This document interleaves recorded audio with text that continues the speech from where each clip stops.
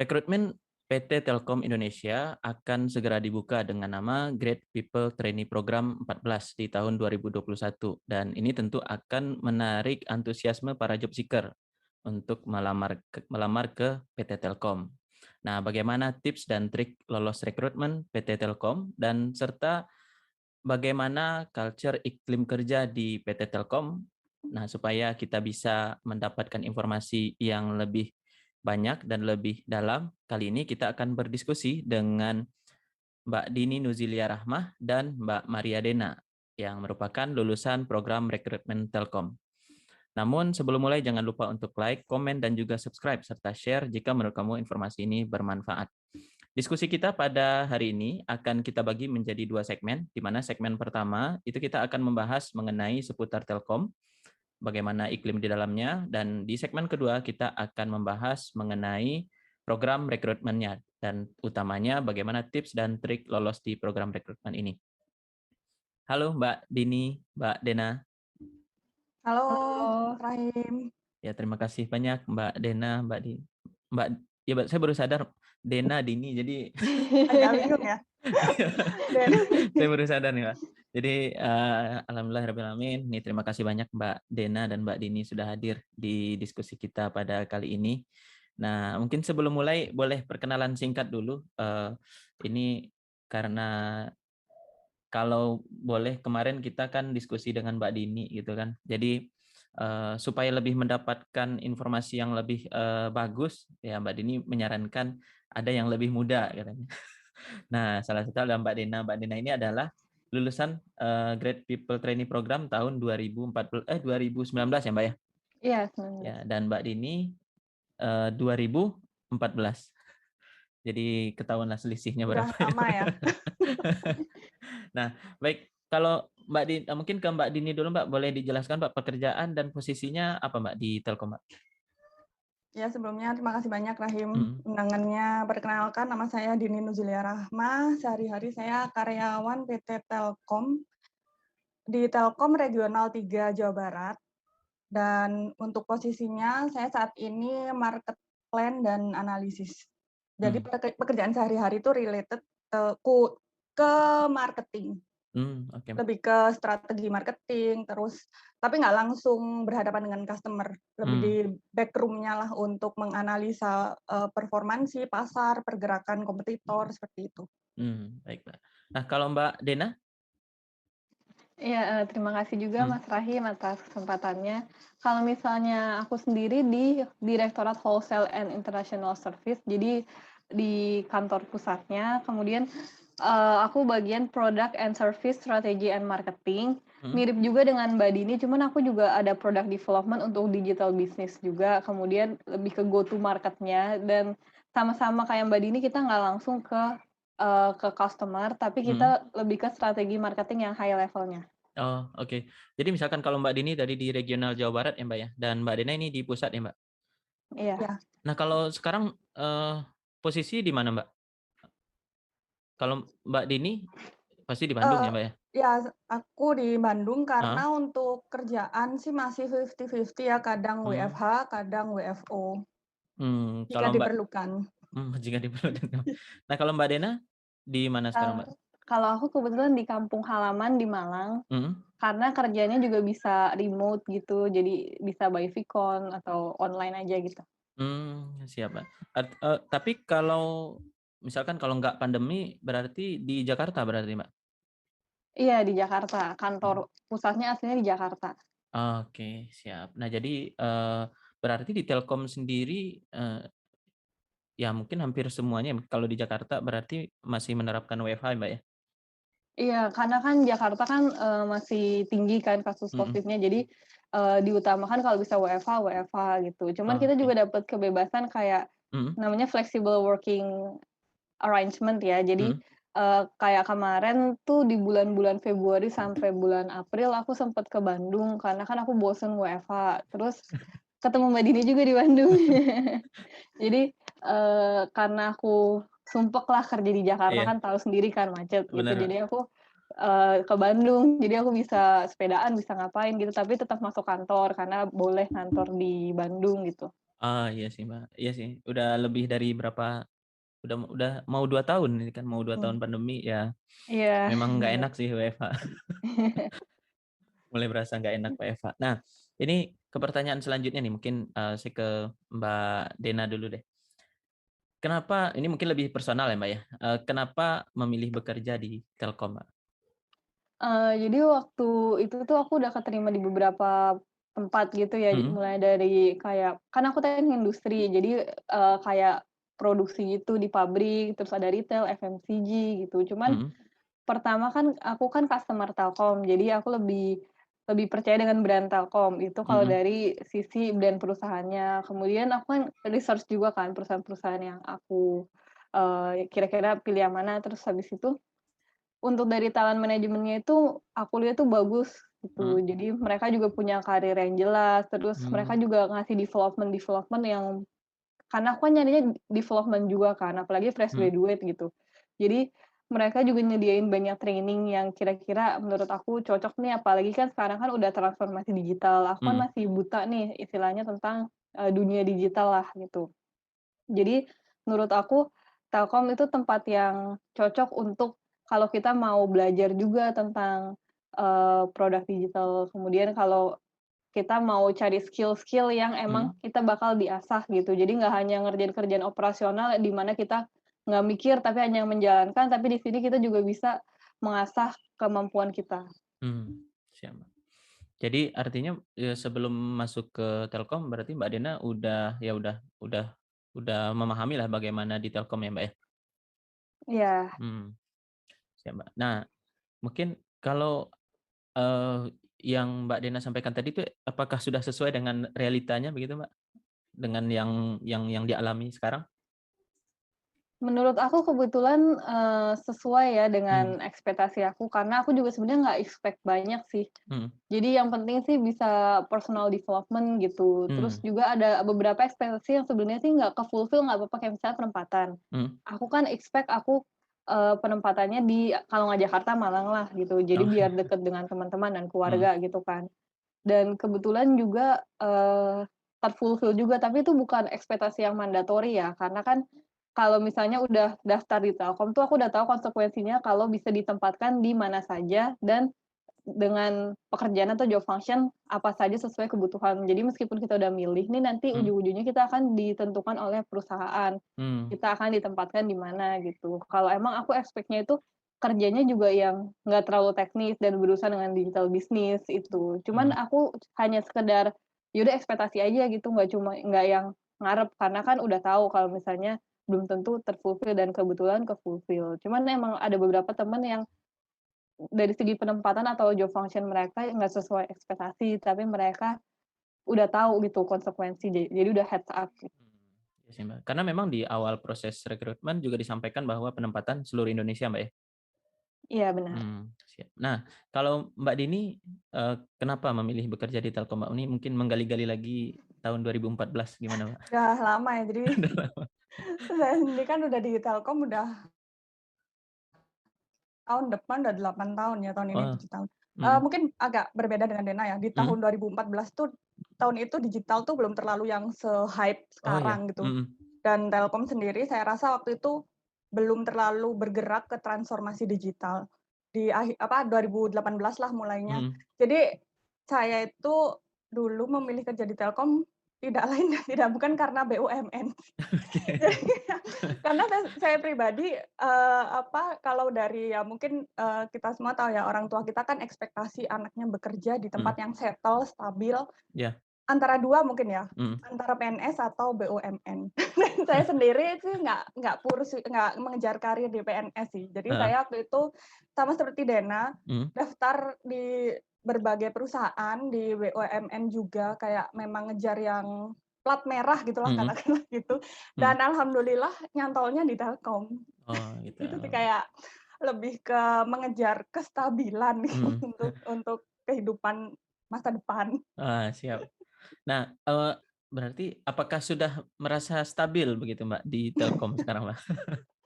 Nah, kalau untuk, antara realita dan ekspektasi Mhm, pastinya akan ada gap ya, nggak iya benar, Mbak, semua mhm, keinginan saya di-fulfill oleh mhm, perusahaan.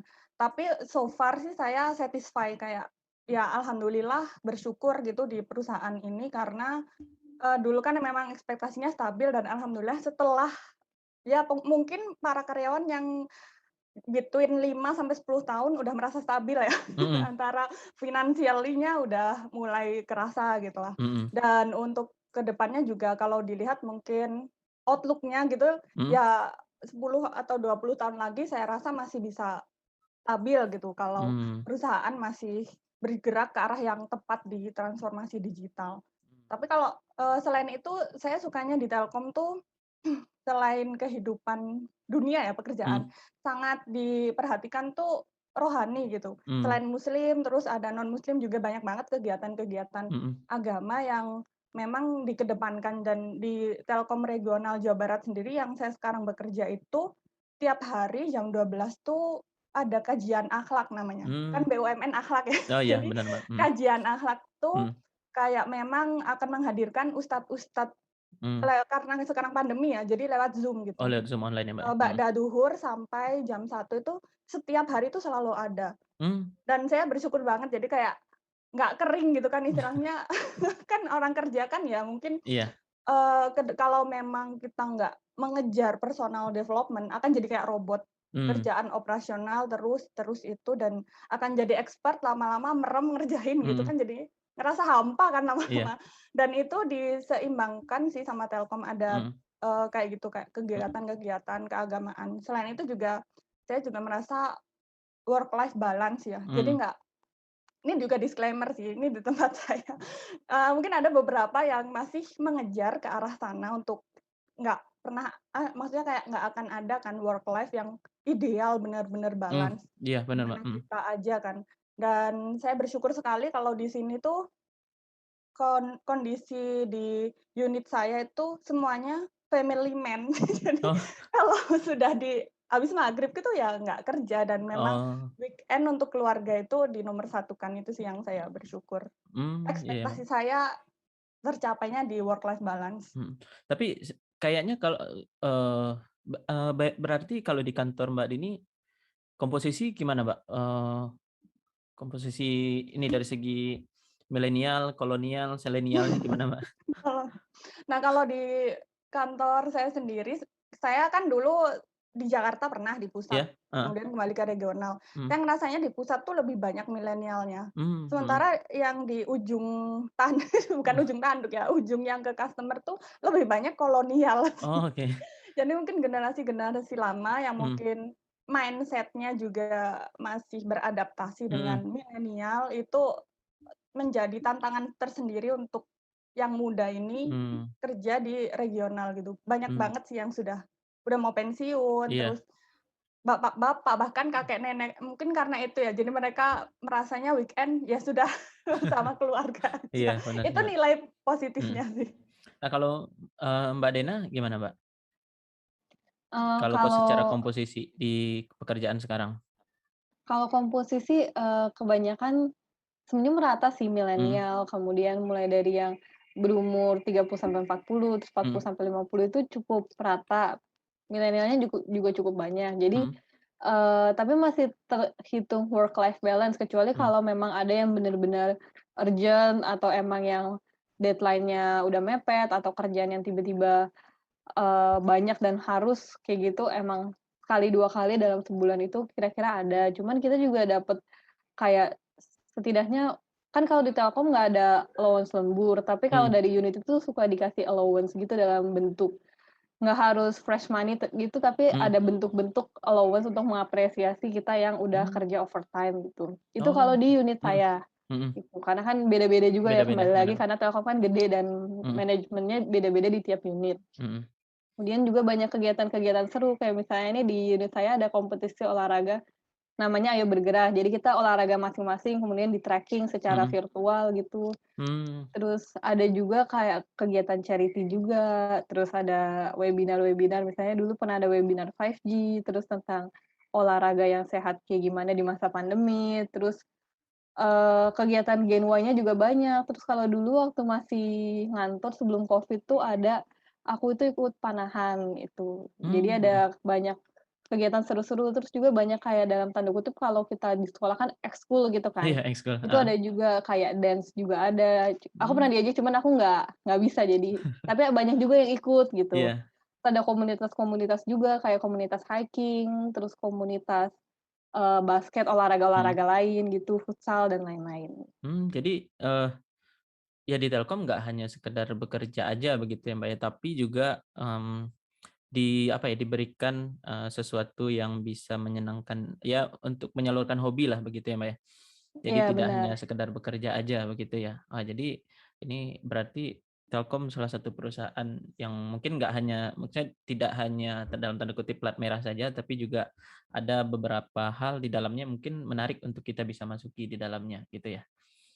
Nah, Iya, kalau berarti kalau total total karyawan Telkom ada berapa orang ya, Mbak Dini? Ribuan sih kayaknya. Seluruh seluruh iya Indonesia ya? banyak banget. Ya di seluruh Indonesia Heeh, termasuk dengan anak perusahaannya, karena anak perusahaannya nggak cuma satu 2 ya, puluhan mhm. sih. Oh, Jadi banyak banget sih. oke. Oh, iya iya. Nah ini mungkin yang ke pertanyaan selanjutnya ini, di satu sisi saya bingung sih Telkom ini sebenarnya produknya apa gitu kan. Kalau dulu saya ingatnya Telkom itu jaringan telepon gitu, kalau dulu ya. Dulu sebelum ada internet lah gitu kan. Dulu saya masih ingat saya masih nyobain internet itu karena di tempat saya di kampung dulu Sumatera Barat itu nggak ada internet gitu, WiFi itu belum ada, jadi masih masih pakai LAN telepon gitu, Mbak. Jadi Iya masih iya. pakai LAN telepon gitu ya, dan itu pakai Telkom. Nah kalau dulu kan itu gitu, Mbak. Nah kalau sekarang produknya Telkom ini apa, Mbak?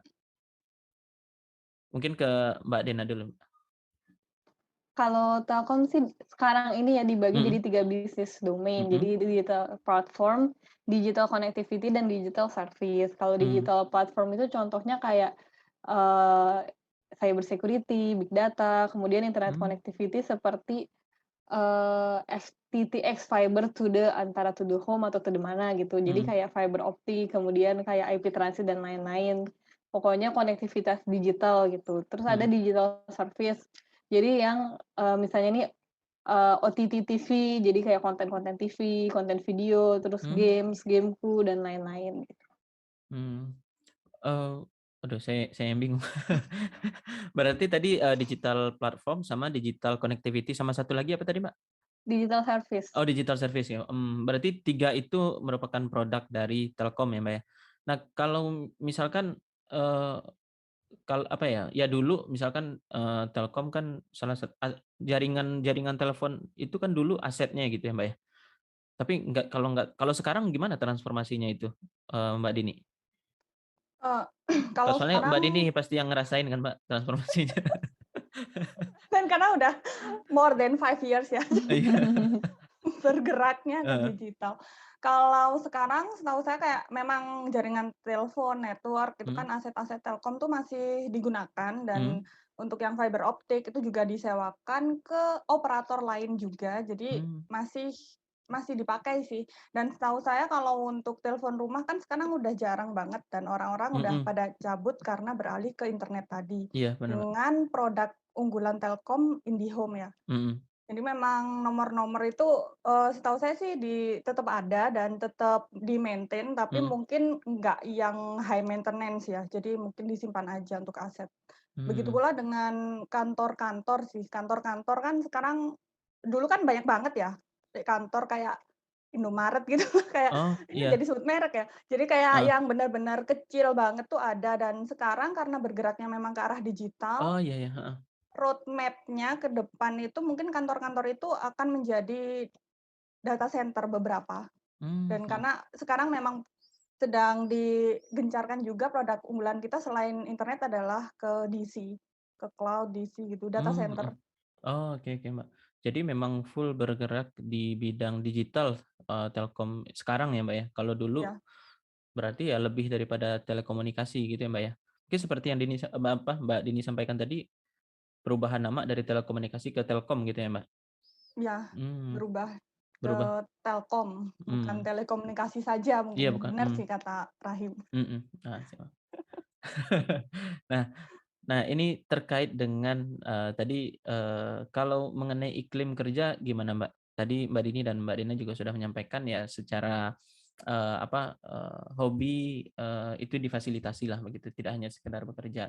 Tapi kalau iklim kerjanya gimana, Mbak? Misalkan komunikasi dengan sesama karyawan begitu, ya mungkin ini agak-agak spesifik ya, tapi mungkin bisa menjadi gambaran begitu, Mbak.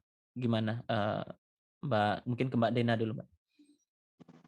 Kalau iklim kerjanya sih kebetulan di tempat saya cukup cukup menunjang pekerjaan lah. Jadi kita komunikasinya meskipun virtual juga lancar. Kemudian juga kalau misalnya ada masalah dikit, yaudah langsung vkon terus kita selesain bareng-bareng. Terus juga kalau senioritas sih nggak yang parah ya, meskipun emang sih kalau saya merasakan yang penting ikut atasan deh. Jadi misalnya kalau misalnya nggak perlu terlalu kayak dalam tanda kutip so ide, so tahu gitu. Yang penting selama atasan kita masih, karena kan mereka lebih tahu juga kan, mereka juga koordinasi dengan pihak-pihak lain gitu. Jadi selama atasan kita masih nggak dalam tanda kutip menyimpang gitu, jadi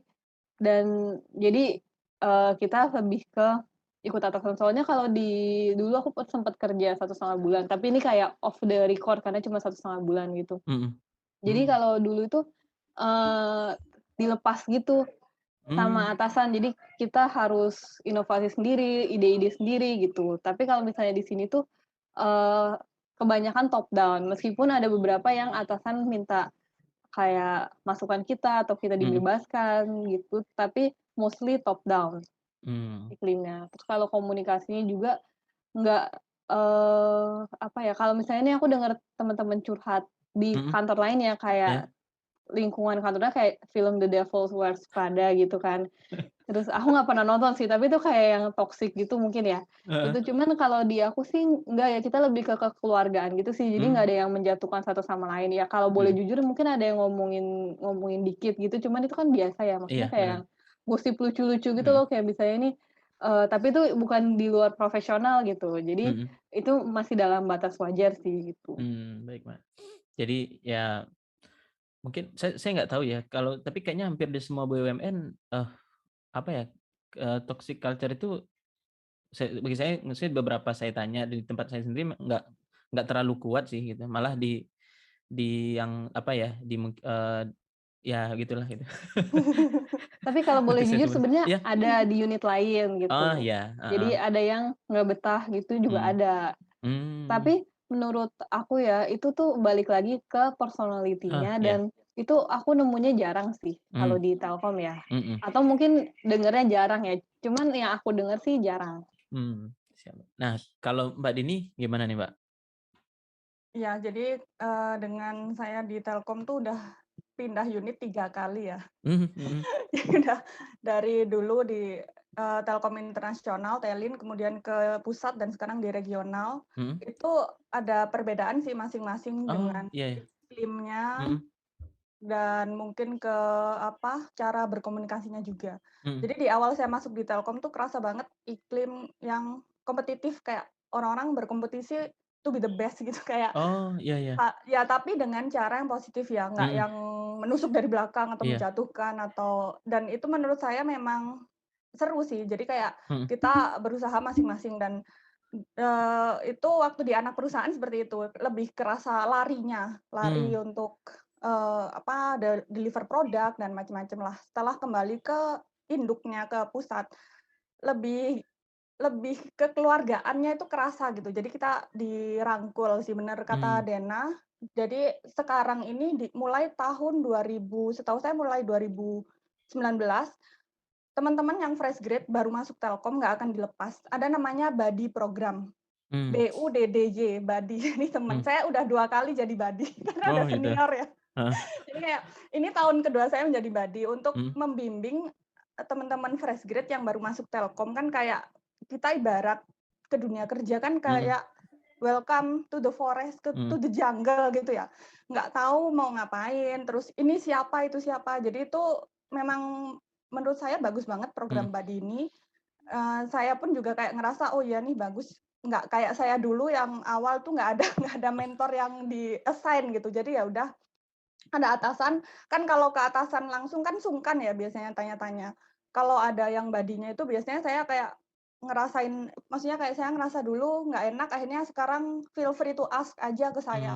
Kalau misal kamu nggak tahu dia siapa, kan kadang takut ya. Karena memang kalau di Telkom tuh saya ngerasa kekeluargaan dan masih ada unggah-ungguhnya ke yang senior gitu, walaupun nggak ada apa ya, nggak ada yang senioritas, tapi kita harus tetap hormat kan ya ke Iya, benar. bapak-bapak, ibu-ibu, mereka menang di pengalaman. Hmm. Jadi kadang saya kasih tahu, ini senior leader, jadi harus ngomongnya tuh dijaga, jangan yang kan kayak masa ke bapak-bapak, "Hey bro," gitu kan enggak Iya. kan. Jadi itu yang menurut saya itu bagus banget sih program yang memasangkan anak-anak baru dengan yang karyawan yang udah di Telkom sebelumnya. Itu yang iklimnya bagus dan kekeluargaannya tuh nggak cuma di profesional aja. Kadang sampai kayak saking kekeluargaannya kita sampai tahu personalnya ya, kayak suaminya, anaknya, terus kayak istrinya. Itu jadi ngerasa memang kita dirangkul gitu di perusahaan ini, nggak cuma karyawan yang bisa diambil dan dibuang seenaknya gitu. Jadi kayak ngerasanya welcome banget gitu di sini untuk Baik, Mbak. iklimnya. Berarti kalau Mbak Dena berarti sudah merasakan program apa buddy program tadi ya, Mbak? Iya, benar. Kalau boleh tahu Mbak Dena masuk ke Telkom bulan berapa, Mbak? 2019 ya, Mbak ya? Iya, kalau dari masuk pelatihannya sih bulan April, kemudian April. kan ada pelatihan militer, terus ada pelatihan kayak in-class training juga, ada on-job training juga, baru masuk ke Direktorat Wholesale and International Service-nya itu di bulan Agustus. Oh, Agustus. Terus beberapa bulan setelahnya COVID gitu ya, Mbak? 2019? Iya. Iya, Mbak. Iya, nggak nyampe setahun terus COVID. Iya, soalnya saya ingat Maret awal, ya tengah Maret kalau nggak salah itu baru COVID. Ya mulai UEFA lah di Jakarta begitu. Nah, berarti Mbak Dena udah merasakan dan program artinya kan Mbak Dini nggak merasakan dulu di programnya gitu ya, Mbak ya. Tapi ya menjadi apa ya, mungkin menjadi buddy atau menjadi mentornya lah gitu sekarang ya, Mbak ya. Dan Mbak Dena ya sudah merasakan programnya begitu.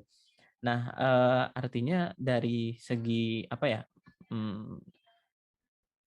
Apa bahasanya, Mbak? Ketenangan dalam bekerja memang benar-benar difasilitasi begitu ya, Mbak ya.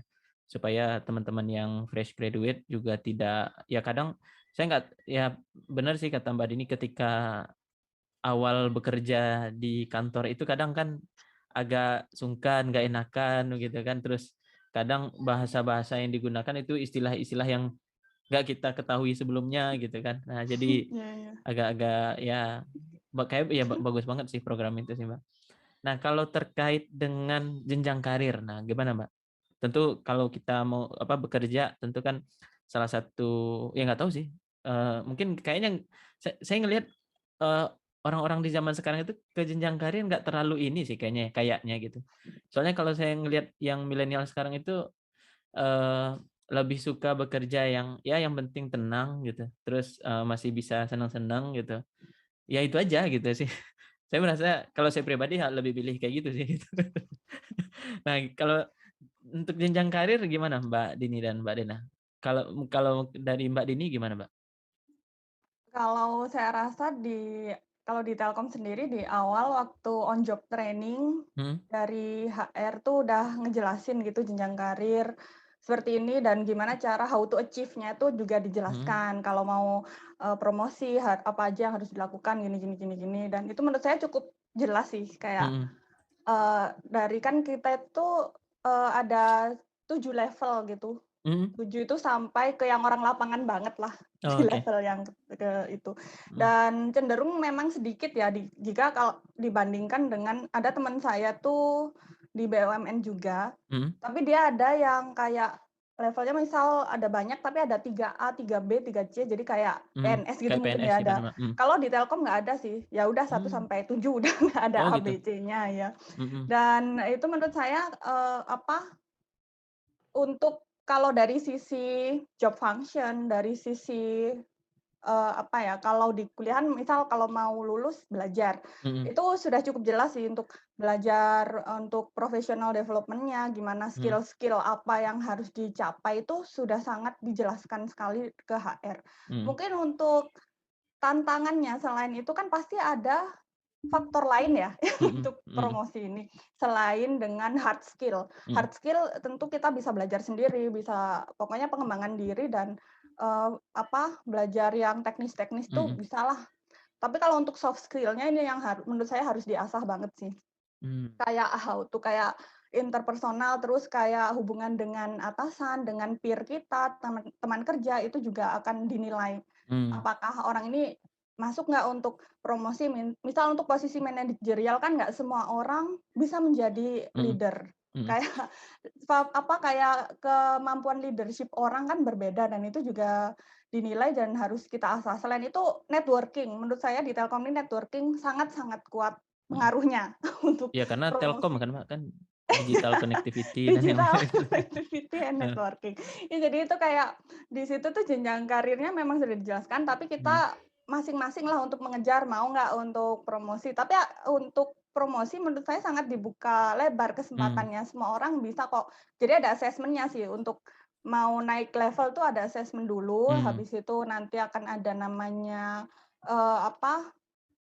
leader-leader yang akan musyawarah gitu ya, orang ini cocok atau enggak, baru akan ada hasilnya gitu, untuk jenjang Jadi karir. untuk jenjang karir ya kayaknya di hampir semua BUMN untuk jenjang karir ya rapi semua lah begitu ya Mbak. Maksudnya udah tertata lah gitu ya Mbak ya. Nah Ya. kalau dari Mbak Dena berarti sudah masuk di Agustus 2019 berarti sampai sekarang sudah ya 2 tahunan ya Mbak ya. Iya, Nah udah 2 tahun. terkait dengan jenjang karir gimana Mbak? Maksudnya selama 2 tahun ini Mbak Dena di Telkom gitu Mbak? Kalau jenjang karir sebenarnya kalau boleh jujur tuh kalau di pusat itu cenderung lebih lama daripada yang di regional atau di daerah-daerah karena memang selain dari skill dan dari penilaian yang sudah Mbak Dini bilang itu tergantung juga dari posisi kosong juga. Kalau di direktorat itu emang kalau untuk recruitment yang di fulfill duluan itu adalah direktorat. Jadi yang banyak posisi kosong biasanya di daerah-daerah. Cuman bukan berarti yang di daerah itu bakal langsung naik. Pasti ngeliat juga qualification yang tadi Mbak Dini katakan juga gitu. Cuman emang akan lebih cepat naiknya kalau di regional karena mereka banyak posisi-posisi kosong juga. Dan juga di Telkom juga ada talent cluster-nya. Jadi misalnya kalau sekarang tuh ada yang high potential, kemudian promotable, kemudian potensial 3 dan seterusnya. Jadi yang diutamakan untuk promosi adalah high potential. Gitu. Kemudian promotable dan lanjut lagi. Nah, kalau promosi itu berdasarkan apa ya Mbak? Apakah berdasarkan atasan atau berdasarkan KPI-nya Mbak? Semua dinilai sih, jadi semua porsinya rata juga. Soalnya percuma juga kan kalau performance-nya bagus tapi nggak ada posisi kosong gitu. Atau enggak percuma juga kalau performance bagus, posisi kosong tapi attitude-nya juga kurang. Karena kan di Telkom juga kan lingkungan kerja juga matters gitu kan. Kalau misalnya orang nggak nyaman kerja di suatu tempat, pas gimana mau produktif meskipun semua skill-skill-nya high caliber gitu. Jadi pernah bukan ngintip sih, tapi ya ngintip sih. Kayak pernah dikasih tahu juga kalau salah satu komponen penilaian adalah attitude. Jadi emang kalau attitude-nya kurang juga tuh itu juga akan menghambat juga. Karena itu pasti akan jadi toxic gitu kan. Makanya mungkin itu mensupport pertanyaan sebelumnya iklim di Telkom kenapa bisa kekeluargaan. Karena emang untuk ke posisi manajer itu yang mereka berusaha menggaranti kalau yang menduduki posisi-posisi manajerial adalah orang yang memiliki attitude sesuai dengan budaya perusahaan. Iya benar sih Mbak. Artinya kan orang yang ya salah satu poin yang difilter untuk mengisi posisi manajerial memang yang secara ya leadership dan kekeluargaan attitude juga oke begitu ya supaya iklimnya ya bisa terbangun dengan baik ya begitu ya Mbak ya. Iya benar. Nah sekarang terkait dengan benefit nih Mbak. Nah ini kalau bekerja di Telkom ya kalau gaji pokok ya pastilah begitu kan. Nah, tapi mungkin tidak berbicara angka, tapi mungkin berbicara ya komponen-komponennya apa saja begitu Pak terkait dengan benefit yang ada di Telkom. Nah, kalau dari Mbak Dena apa aja gitu Mbak? Tapi kayaknya sama kan Mbak Dena dengan Mbak Dini kan komponennya. Mirip-mirip. Mirip ya. Nah, apa aja itu Mbak? Ya mungkin fasilitas, asuransi kesehatan dan yang lain-lain apa aja Mbak? Kalau yang sudah saya rasakan itu kalau dari salary cukup kompetitif ya dibandingin yang lain. Kemudian juga ada kayak kesehatan itu pasti. Telkom itu ada yayasan kesehatan. Ya kan Mbak Dini Yakes ya, yayasan kesehatan. Jadi bahkan ada rumah sakitnya, mini rumah sakit lah gitu. milik Telkom juga yang di tiap regional itu pasti ada. Jadi kalau kita, sakit atau apa itu pasti langsung di-cover semuanya. Dan kalau di perusahaan lain kan bekerja sama dengan asuransi lain, kalau Telkom itu ada sendiri dan semua di-cover. Jadi mau separah apapun nggak unlimited lah Unlimited ya? untuk kesehatannya. Saya juga pernah, usus buntu dan itu dirawat di rumah sakit Jakarta. Jadi kan kalau Yakes untuk yang operasi seperti itu kan mereka, kurang capable lah gitu, karena kan, bukan rumah sakit yang lengkap gitu kan. Benar, Jadi dirujuk ke rumah sakit yang ternama yang bisa meng-handle gitu. Jadi nggak asal-asalan pilih rumah sakit juga, kemudian semua biaya di-cover. Terus juga untuk kelasnya juga kalau bahkan saya waktu itu kan di tahun 2020 awal kan, di Januari, jadi masih banget baru. Itu kan posisi bawah lah gitu, itu aja dapatnya kelas 1. Jadi mereka juga memperhatikan juga sih wellness-nya kayak gimana. Kemudian itu kalau kesehatan, terus ada juga bantuan perumahan juga yang tiap 2 atau 5 tahun sekali. Terus ada juga tunjangan transportasi tiap bulannya itu ada, terus tunjangan-tunjangan lain apalagi ya, mungkin Mbak Dini bisa Nah, melengkapi ya. apa aja Tapi itu, Mbak? kalau mau tambah-tambahan pun juga bisa. Jadi Telkom itu, Mhm. punya kayak kompetisi-kompetisi atau lomba-lomba Oh, iya iya. internal gitu yang Heeh. berhadiah. Jadi kalau ambis dan mau nambah-nambah itu bisa. Bisa banget ya, Mbak. Iya, Nah, mungkin mungkin Mbak ada Dini bisa ada nambahin. tambahan Mbak Dini, kayaknya Mbak Dini yang lebih banyak merasakan dan lebih lama merasakan. Ya seperti yang sudah, Dena sampaikan ya, kurang lebih sama sih. Mungkin kayak menambahkan di masa pandemi ini kerasa banget gitu, bersyukur di plat merah gitu ya. Karena untuk swab, terus PCR, antigen gitu kan agak mahal ya, tapi kalau kita ngerasa kayak dari kantor nih, dari saya kalau misal ada yang terdeteksi, ya satu unit tuh dibayarin gitu untuk swab, Untuk PCR, bahkan untuk keluarga di rumahnya juga di-cover dari sisi kesehatannya. Selain itu untuk vaksin sendiri bukan hanya orang pertama, misal karyawan aja yang dapat, bahkan sampai orang tuanya, mertuanya, itu suami, anak, itu semua dapat gitu dari Telkom, di-cover gitu. Dan ngerasa beruntung banget sih, kayak nggak semua orang punya privilege seperti ini. Dan nggak semua perusahaan mungkin ya memperhatikan wellness-nya karyawan tuh sampai segininya gitu. Ada mungkin yang struggling untuk dapat vaksin atau gimana, itu sih tambahannya. Selain itu, untuk yang menarik nih ini sih, pasti semuanya ya, apa itu, Mbak? selain ini, perjalanan dinas sih sebelum pandemi. Oh, iya. Itu perjalanan dinas adalah hal yang menyenangkan ya, kan kayak selain bekerja, nggak cuma kerja aja, kita juga dapat benefit lain lah, kesejahteraannya juga di-cover gitulah. Dan selain itu, menambahkan mungkin benefit non uang ya, karena memang uang itu kok kebahagiaan kan memang nggak hanya dari uang, tapi kalau nggak punya uang kita juga nggak bahagia. Jadi kayak selain uang tuh benefit lain mungkin dari sisi Telkom tuh sangat sangat membuka kesempatan bagi siapa aja yang kayak kata Dana ambis gitu, misal mau belajar di mana gitu atau training, terus, development personal, skill-skill lain gitu, itu dibuka banget. Jadi orangnya tuh nggak ngerasa jadi kayak robot aja gitu. Jadi kayak di-training biar terus berkembang gitu sih untuk benefit-nya.